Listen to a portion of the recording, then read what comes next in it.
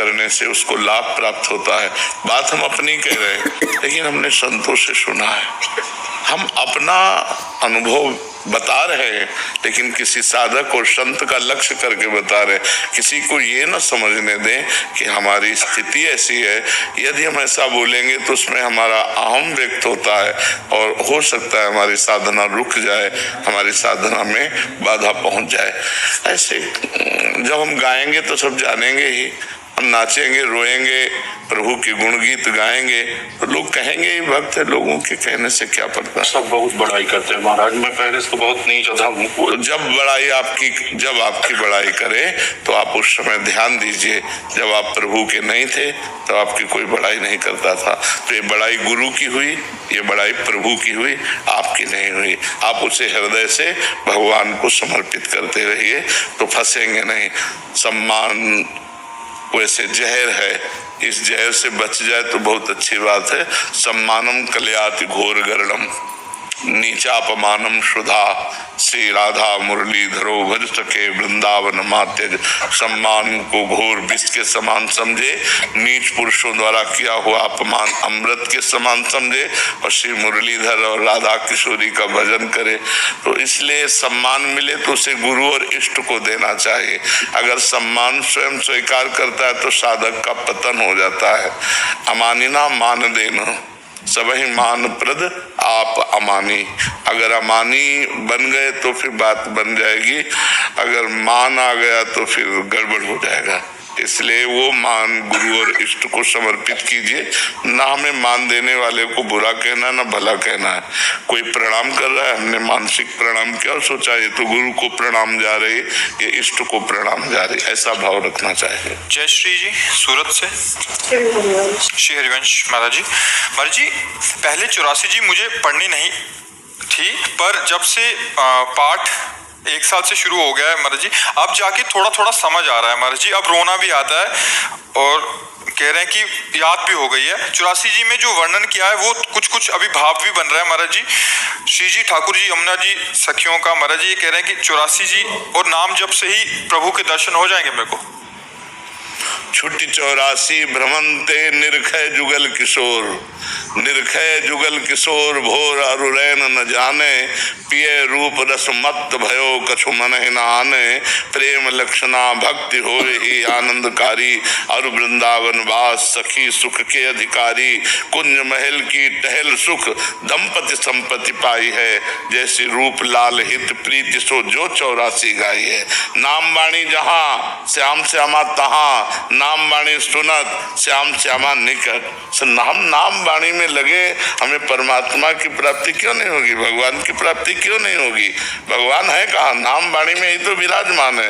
लीला गुण गाइए, खूब मस्त रहिए, पापाचरण का त्याग कीजिए, पवित्र भोजन भगवान को भोग लगा के पाइए और पड़े रहिए दासत्व में, अपने आप भगवत प्राप्ति हो जाएगी। भगवत प्राप्ति के लिए प्रयास नहीं किया जाता, भगवत प्राप्ति में सर्व समर्पण किया जाता है। अनायास भगवत प्राप्ति हो जाएगी। भगवान कृपा से मिलते हैं। हमारा तन मन वाणी शरीर सब भगवत मार्ग में लग जाए, अभी भगवान की प्राप्ति। लोगों को लगता है भगवान की प्राप्ति कठिन है, हमारे जीवन का अनुभव है विषय त्याग करना कठिन है, भगवान की प्राप्ति नहीं। विषयों का त्याग करना, पारिवारिक मोह का त्याग करना, शरीर का अभिमान त्यागना, यही कठिन है, भगवत प्राप्ति नहीं कठिन। भगवान तो बड़े करुणा निदान है, हमारी आत्मा है, हमारे प्रीतम है, उनको मिलने में कोई देरी नहीं है।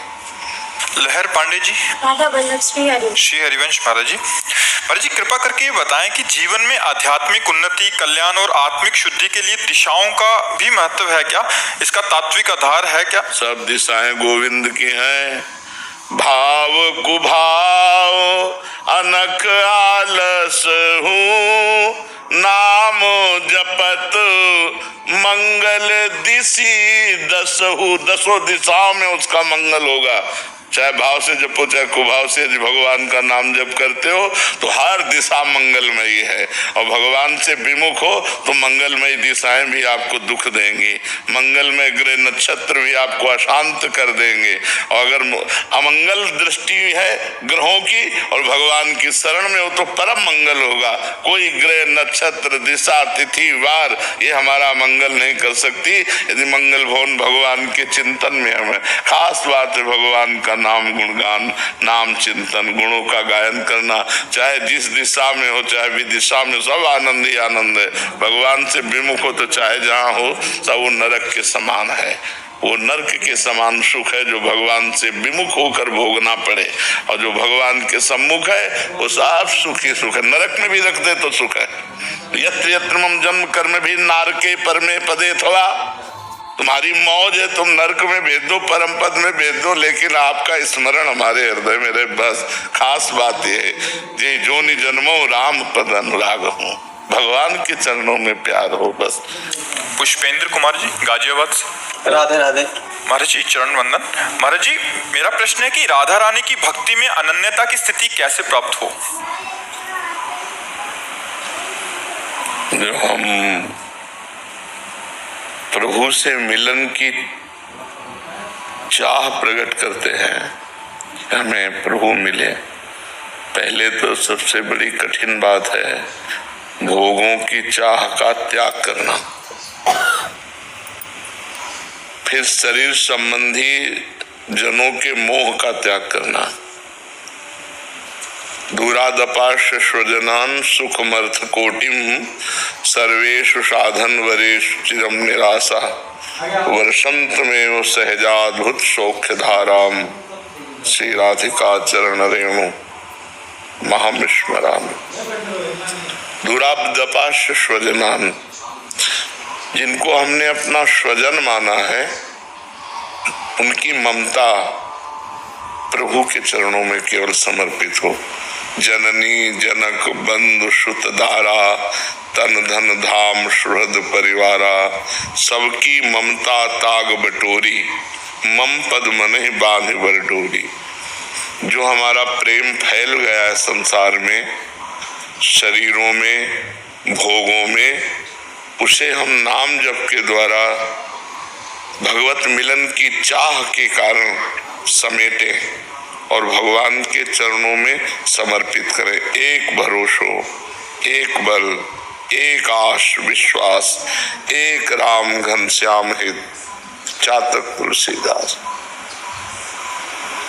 जैसे चातक केवल स्वाति बूंद से प्यार करता है, ऐसे जिसका हृदय केवल भगवान से प्यार करता है। बड़ा कठिन है क्योंकि भगवान दिखाई नहीं देते, संसार दिखाई देता है, भोग में तत्कालिक सुख है, भगवान में आगे मिलेगा।